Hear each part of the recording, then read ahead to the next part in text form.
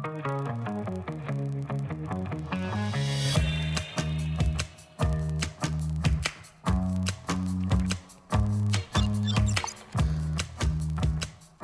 a day, everybody. It is Monday, and this is your 12 o'clock edition of the HotSpot. I'm Jason Salas. Here is what's on the show today. The menu, brought to you by King's Restaurant, always open, always local, and Ruby Tuesday Guam, home of the Fresh Garden Bar.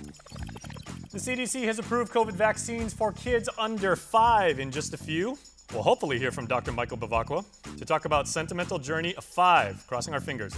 And how's the week look as far as our weather? And did Landon and his twin brother Brandon Idlet break a world record? Spoiler alert, yes they did, and we'll tell you how. We're going to go live to Agana Shopping Center and find out. But first, healthcare news real quick, as COVID-19 vaccines have finally been approved for kids under 5. The CDC says the goal is to start administering within the next week. Here's more. Coronavirus vaccines will soon be available for children under 5. We've taken a major step forward today. On Saturday, a CDC advisory committee voted unanimously to recommend the shots for infants as young as 6 months old. Committee members said the protection offered by the vaccines outweighs its risks. We don't know everything that there is to be known about this. Yes, the data may change, but we have a bottom line here, which is that this infection kills children, and we have an opportunity to prevent that. An estimated 18 million babies, toddlers, and preschoolers are expected to become eligible. I feel comfortable in saying that that vaccinating will be a benefit, a net benefit. It's unclear how parents will respond to the news. In a recent survey, less than 20% of parents with young kids said they would have them vaccinated immediately. 38% plan to wait and see. 27% said they don't intend to get their children vaccinated at all. Michael George, CBS News, New York. All right, everybody, it is time for Work Week Weather Forecast.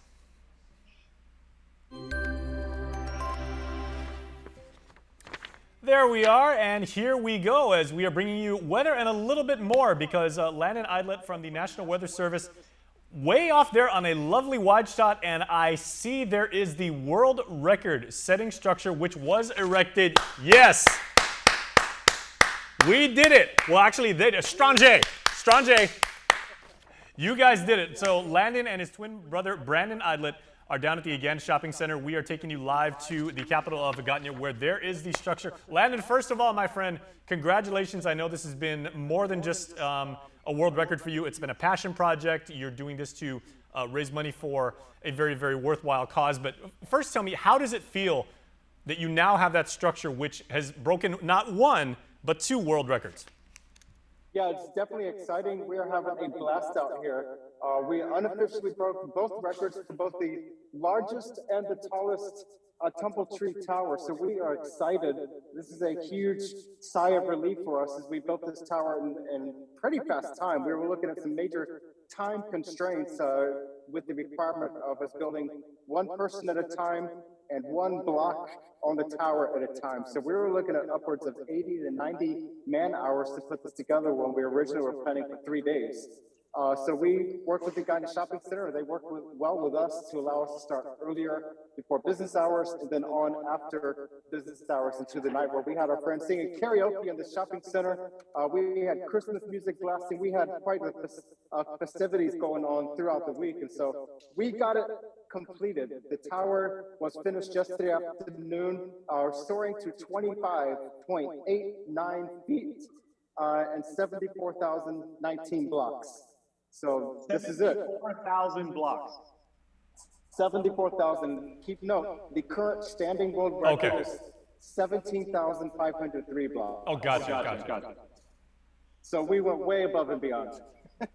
Oh, and I love those sponsored logs too. That your camera person is really getting very, very nice shot there. Can you tell me who was the lady or gentleman who had the all-time honor of placing the final block atop the structure? Well, that was Brandon. Brandon put the final block up there. We were using 2 different lifts. Mine was a little bit smaller than his lift. We had the witness for our project on Brandon's lift. And so his went up all the way up to the ceiling. And so he put the very finishing piece on top of the spire, on top of the shopping, the Tower for Humanity. And so he had the final block. Oh, okay, so an Oklahoma fan right there. We just got a real nice shot of a sponsored log that says Boomer Sooner. They're doing pretty well in the College World Series. Synagogue, very nice. Synagogue. Well, perfect thing to show at lunchtime. Now you guys are making me hungry. So, you know, guys, the one thing that really impresses upon me is, again, Pride Month. Thank you. We support Pride Month right there, absolutely. This building that you have now emulated, of course, the actual building in Chicago, in the Windy City, and I love the fact that you guys have hung the Great Seal of Guam on it, by the way. That is an amazing touch. This is not a perfectly symmetric or rectangular structure. I mean, there are some parts where, you know, where it's uneven on the sides, and obviously, you know, you're not doing you know, I mean, it's a feat of engineering. The real one? Oh, please don't touch that. You guys are making me nervous now.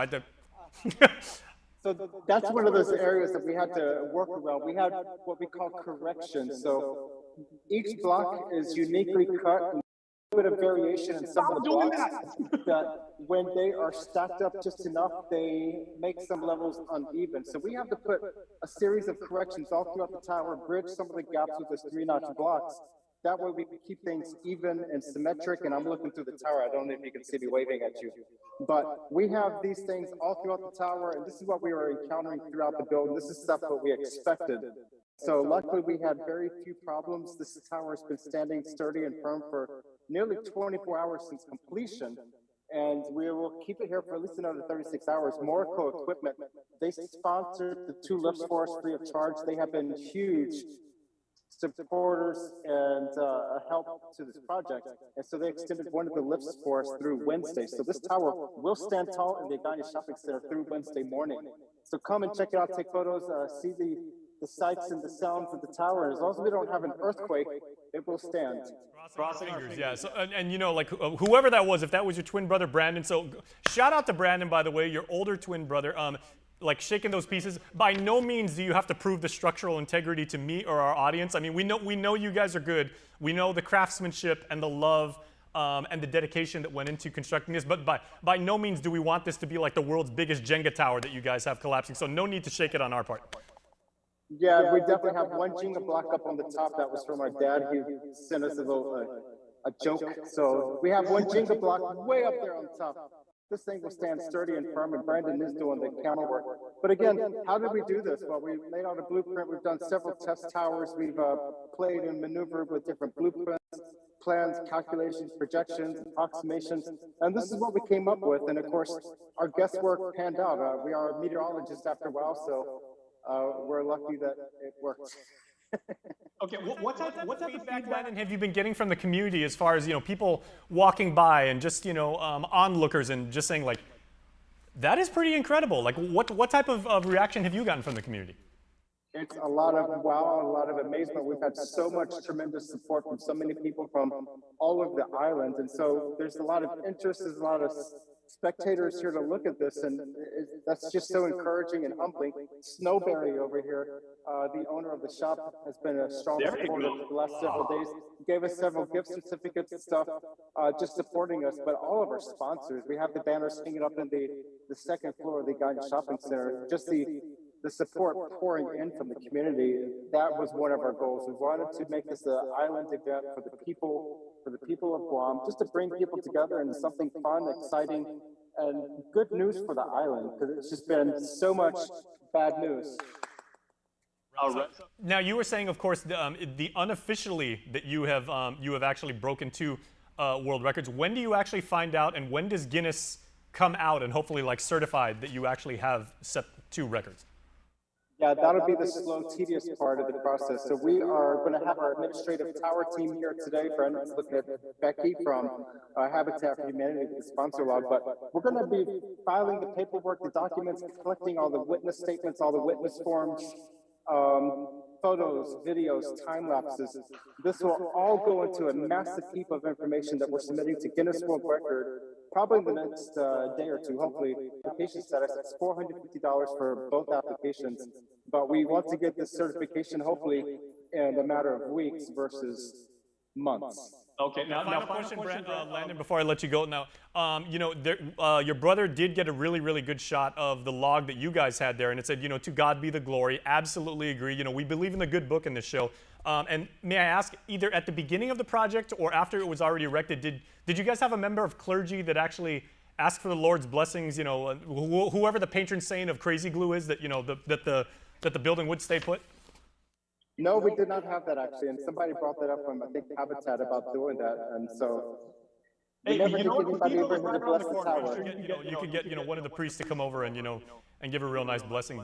But man, congratulations to you and your team there. I know you guys have been working on this for a very long time. I know how much it means to you, and you've given us so much of your time on this show. So we are so very proud of you guys and what you guys have done for the island, for yourselves, and for the Guinness Book of World Records. Because just certify us already, guys. Guam, we don't lie. Yeah, okay. You've got KUAM's endorsement on this. They did a good job, guys. They are legit. So, Landon, congratulations and thank you so much for your time again. Brandon, shout out to you. Great job on the camera, my friend. Yeah, good job on the camera, Brandon. Thank you for the help. And again, I think Brandon and I are the only two people that ever in the world's history build link logs with lips. So that's awesome. There you go, man. It's all about craftsmanship and creativity here on Guam. So congratulations again. Okay, final thing. We do have to talk about weather for just 5 seconds. I know you said last week was going to be super, super hot. Not exactly. So we'll catch up with you later this week and we'll get a weather report. How's that? Yes. Yeah, weather-wise, off and on showers and thunderstorms for at least the next week. We have these upper-level features, those touch cells. That's going to keep things interesting from period to period throughout the next several days. So watch out for that. When it does rain, it could come down locally moderate to heavy at times, but it'll be generally short-lived. We did have an urban and small stream flood advisory this morning for South Central Guam. We could see more of that action later this week as showers and thunderstorms ebb and flow across the region through the week. All right. The tower stands, everybody, and so do our spirits. So we will catch you guys later, and we will see you on the flip side of this break. You're watching the Hotspot right here on KUAM, YouTube, Facebook, KUAM TV8. We're back after this.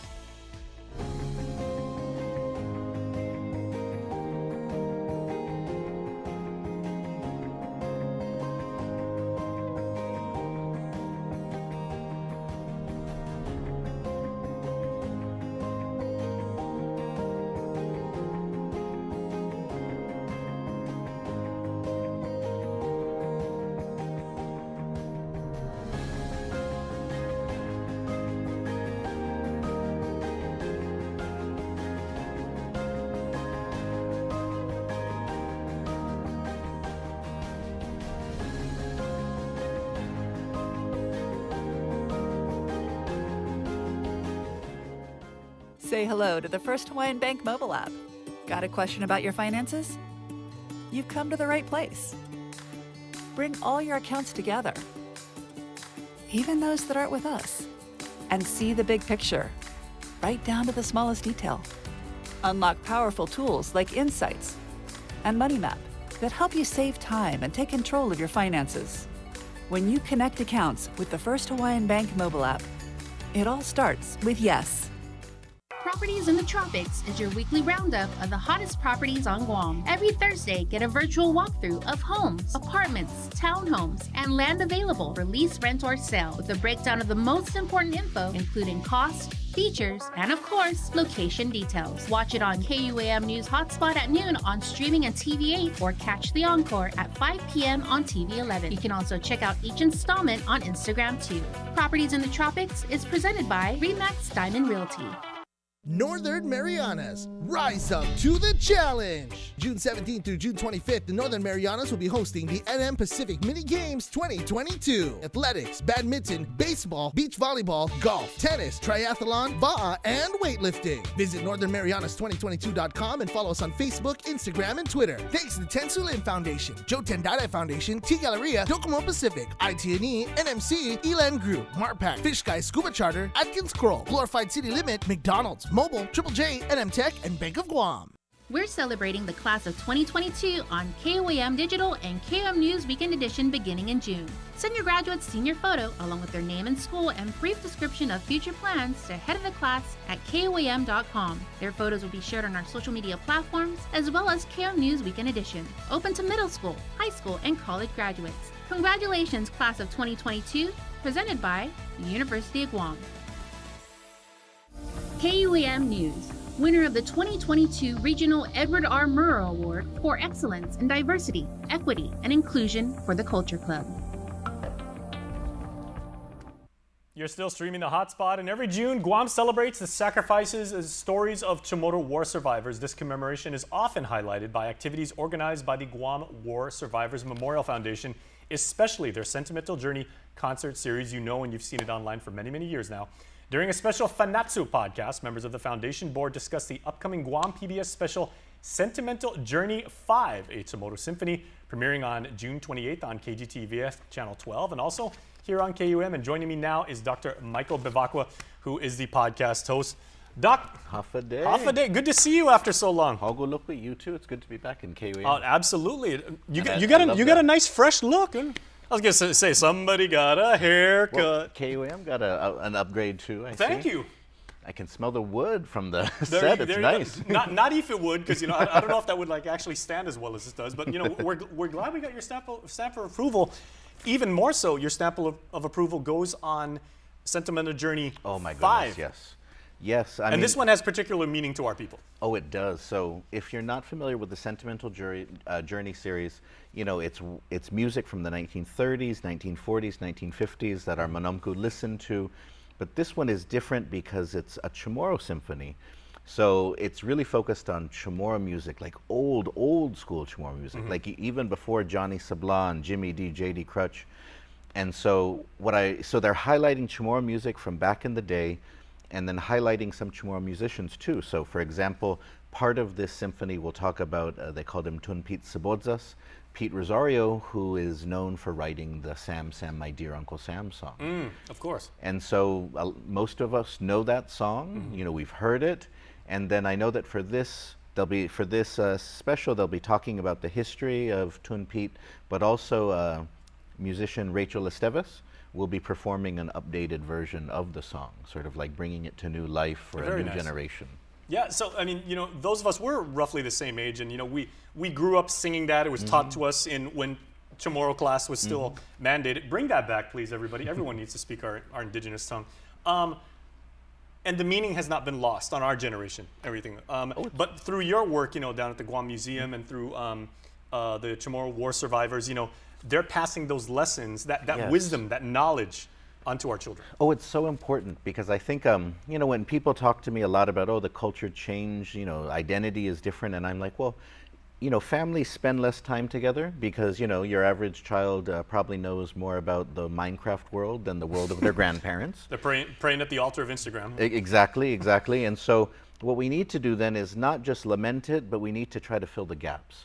So if we find that the next generation isn't learning these stories, isn't hearing them, well, let's create more opportunities for them to hear them.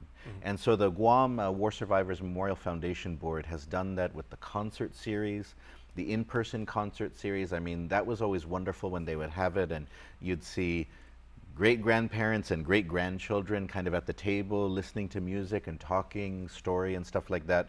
And then even in COVID, they've done the specials on TV, streaming online, and it's just this great opportunity to sort of, before we lose our war survivors, before they're just sort of faces in old photographs or names on memorial walls, let's spend some time with them.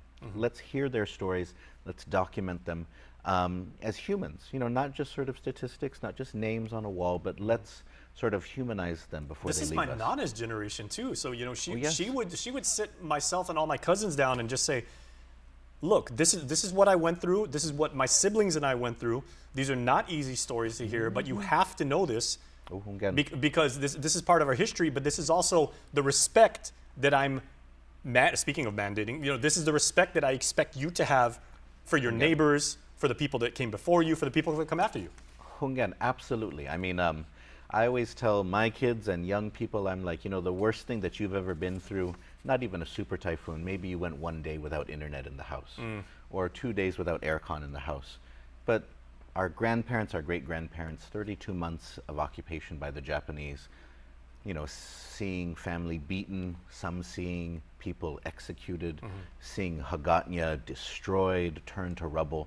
seeing so much. And so it's important for us to have that perspective. Kids robbed of their youth, of their... Oh, exactly. I mean, at the KUAM Museum, we had the Garcia family dropped off last week 2 GW high school yearbooks from 1949 from their parents, Wow. their mother and father, who were they were likely sophomores that year.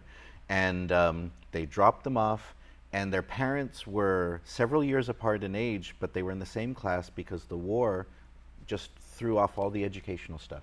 So you had people in their 20s who were still going to high school because the war had set them back so far. And anyways, it's one of the great things working at the museum is they brought in these yearbooks, and both of these two left messages for each other in them. And they got married a few years later. So it's great to have the yearbooks and the story. Well, I'll tell you what, you actually go into great detail in about everything that's happening with the Guam Symphony. In this clip we're going to play now from that's on the KUAM Podcast Network. This is the latest episode of your Fanatsu podcast. So, Joe, sir, if you would, please, this is Dr. Michael Bavacqua talking about the upcoming event. With that in mind, let's take a minute. The Guam War Survivors Memorial Foundation reminds us na para este na mes, sinato honra y mañanata todo tiempo y todo bidata, lo especialmente este na mes, junio, para este. And so they offer us 5 things that we can do for War Survivor Remembrance Day and during this month. And Señor, Cosinyon Taita este Quentusi Umeega put. Yeah. Wonderful. In honor of our War Survivor Remembrance Day, we are suggesting these ways that we can honor our survivors. Here's 5 points that we can do. Number 1, offer a prayer for our island's greatest generation and all that they endured. Second is to find the name of your loved one at the Asan Bay Overlook Memorial Wall. That's a wonderful way to go up and try and find your grandparents. All right, thank you so much again, Doc. Real quick, got time for one more question. What is the emotional impact that people will take away? I mean, it's literally going to wash over them when they hear this music, when they get the message, they let the lyrics really affect them and everything like that. But what is going to be the lasting impact of this? Oh, as we lose the greatest generation, sort of our Imanamkota, our elders, our war survivors, it's important that we understand that sort of our role here is to listen, but also to then pass on, sort of to keep telling the stories, right? Because, you know, you talked about sitting and listening to your nana, you know, sitting and listening to our elders. Soon we will be the ones who will have to tell the stories about our grandparents, our great-grandparents, our parents. And so these types of specials get you in that mindset. They take you back in time, but then they also at the same time give you the gift. These are the stories of your elders. It's now your responsibility to pass them on. Absolutely, and that's a responsibility which each of us happily take up. So, Doc, always a pleasure to see you. Hagulokwi. Okay, hagumas. Now, don't miss the premiere of Sentimental Journey 5, H-Motor Symphony. That is going to be right here on KUAM TV8 at 11 a.m., TV 11 at 3 p.m., and KGTF Channel 12 at 8 p.m. You can catch it throughout the month of July. On TV8, it's going to be Tuesdays and Thursdays from 3:30 in the afternoon, and TV 11 starting at 4, at Saturdays also at 4 in the afternoon. All right, you want to hang out? We're going to end the show right after this, but hey, kick back with me for a few minutes.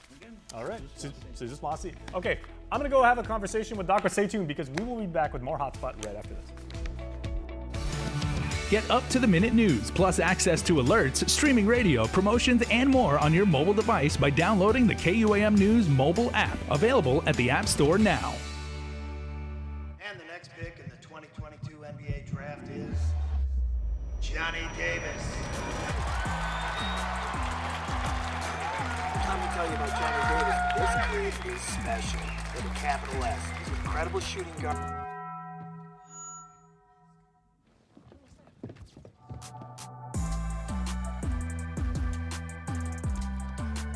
The toasted cheddar chalupa is back, only at Taco Bell. Properties in the Tropics is your weekly roundup of the hottest properties on Guam. Every Thursday, get a virtual walkthrough of homes, apartments, townhomes, and land available for lease, rent, or sale with a breakdown of the most important info, including cost, features, and of course, location details. Watch it on KUAM News Hotspot at noon on streaming and TV8 or catch the encore at 5 p.m. on TV 11. You can also check out each installment on Instagram too. Properties in the Tropics is presented by RE/MAX Diamond Realty. Say hello to the First Hawaiian Bank mobile app. Want a better look at your spending? With Money Map, you can automatically create budgets and manage where your money is going. Know when you have a green light or when it's time to slow down. Maybe cook more meals at home this week. Set your goals, track your progress, and find your way to exactly where you want to be. With Money Map from the First Hawaiian Bank mobile app. It all starts with yes.